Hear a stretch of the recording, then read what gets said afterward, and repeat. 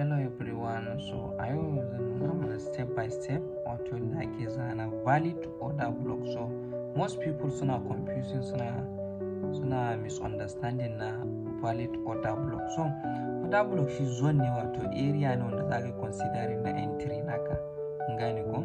So firstly kamar da naga order block zaka yi figuring out nashi na at this area inda kasuwa previously ya forming wannan, gane ko? So wane ne valid order block now? Firstly aka dauko wato zone naka, so zaka marking out at this area farko wannan high wannan, gane ko? Wannan candle wannan zaka marking out nashi ka ja shi kai dragging nashi complete. So order block mai fair value gap shi ma valid one ne, gane ko? So a nan wajen zamu ce akwai FBG namu at this area. So next thing abin da zamu yi sai ka considering na inducement, gane ko? Nan wajen shine valid wato FBG namu wato inda zamu consider shi ma akwai point of interest, gane ko? Akwai point of value. So nan wajen shine wannan namu inducement namu wanda wato za su inducement na many traders. So kafin ai triggering na orders kafin kasuwa pushing to the downside. So kamar yadda na gaya, gane ko? Shi order block zone ne wanda ake entry na sell, gane ko? So once idan ka figuring out ka zana zone naka wato kake inda kake expecting zaka entry na sell naka, so next thing to do shine zaka yi ajiye wato pending order naka, gane? Aka yi pending order naka kai dragging nashi complete to the down. So SL naka ma kai adjustment, make sure ka sa shi above your zone wato inda kai zana zone naka above, gane ko? Kar kai tighten nashi sosai dai, a gane? In kai dragging nashi haka, so ya kuka kalla kasuwan da once da ya zo yi triggering, so ya moving straight to the downside. So wannan shine step by step. So basically kamar yadda na ga zaka fara dragging nashi ne, ba wankar abin da ya forming wannan duk noise ne, gane?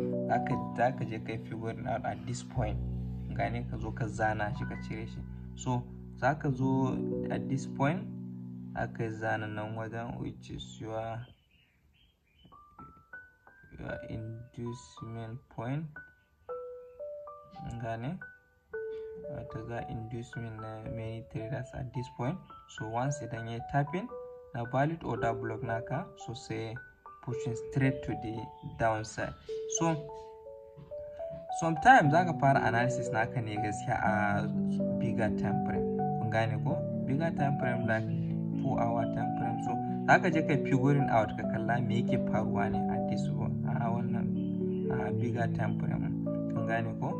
So zaka je ka duba ne kai analysis wato top down analysis ake ce mishi.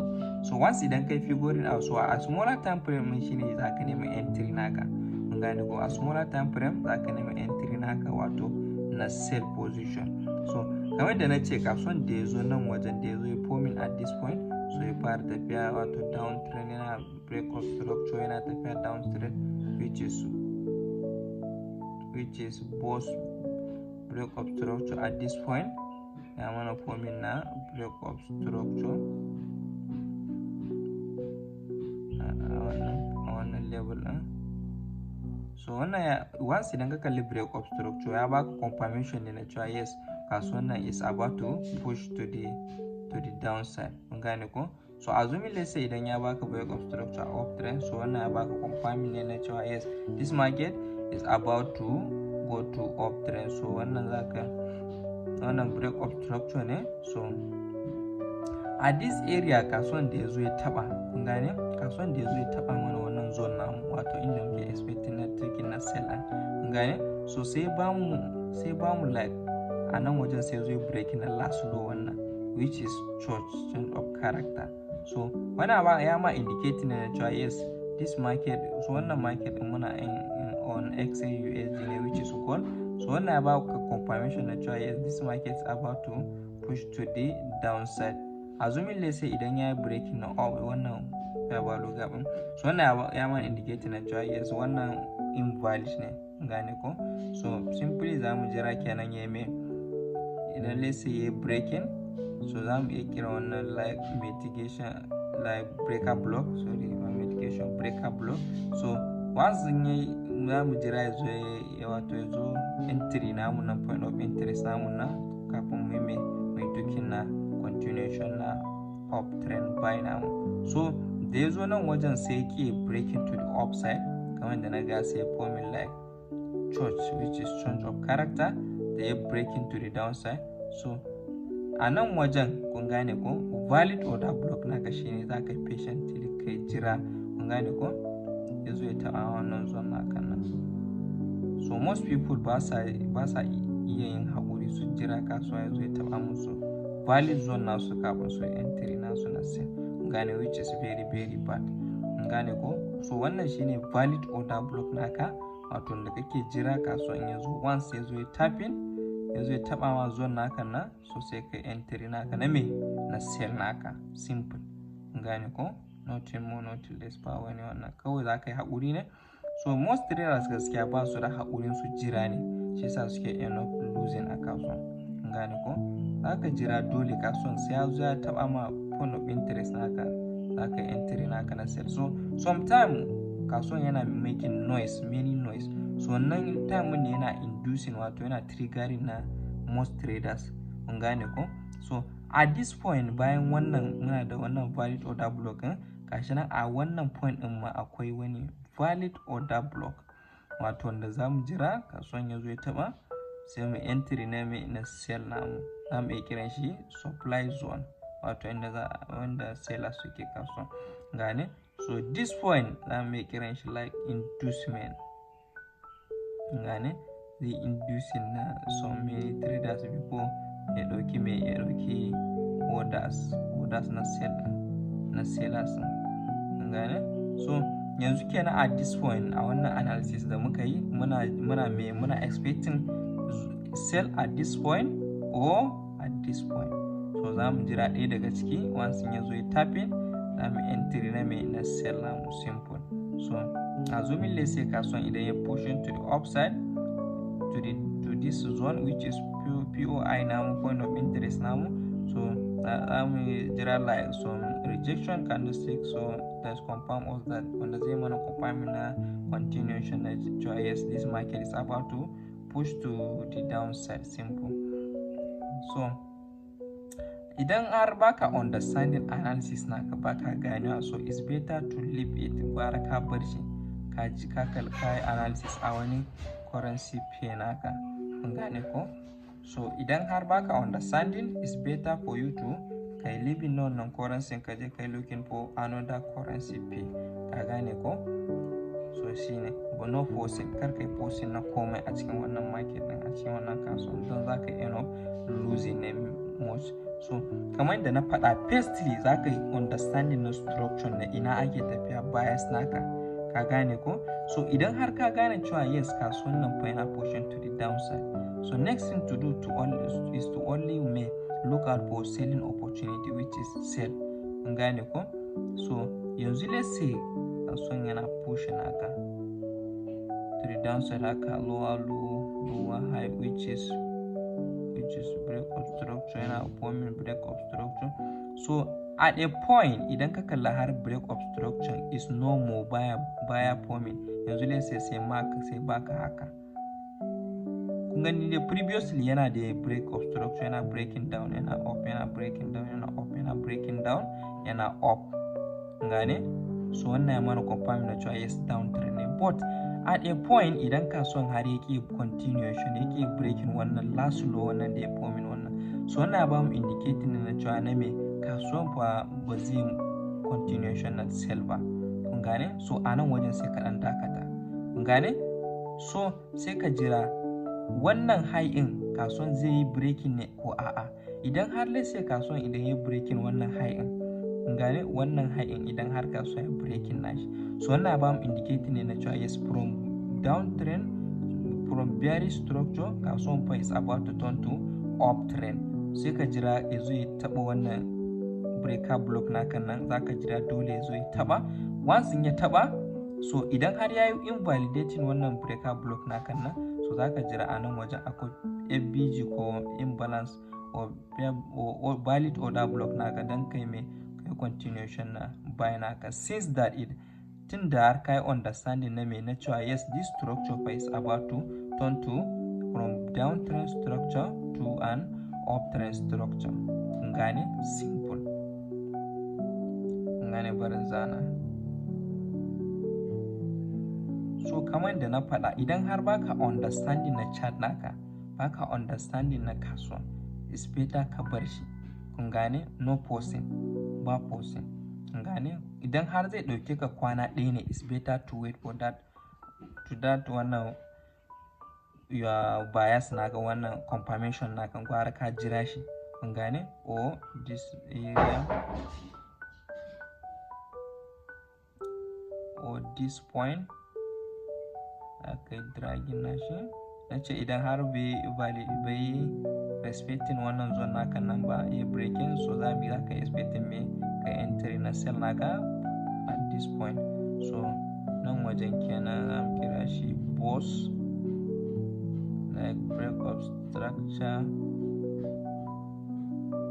So mutane da dama suna cewa me wanne ne valid order block, wanne ne valid point of interest, wato mutum wanda zai considering. So wannan su ne yadda za ka gane wato valid point of interest naka, wato inda za ka jira kasuwan ya zo sai ya tapping sai ka entry naka na me na buy naka. Simple, nothing more nothing less. So always ina ga student nawa suna simplify na chart nasu, gane not kar ka yi su drawing sosai, so sometimes zai confusing naka, ya zama cewa ba ka understanding many things ba, gane. So at this point kasuwa yana tafiya, yana break of structure, yana downtrend. So at this level kamar da na faɗa, wannan zone na ƙarshen nan sai kasuwan ya zo ya ƙi breaking nashi.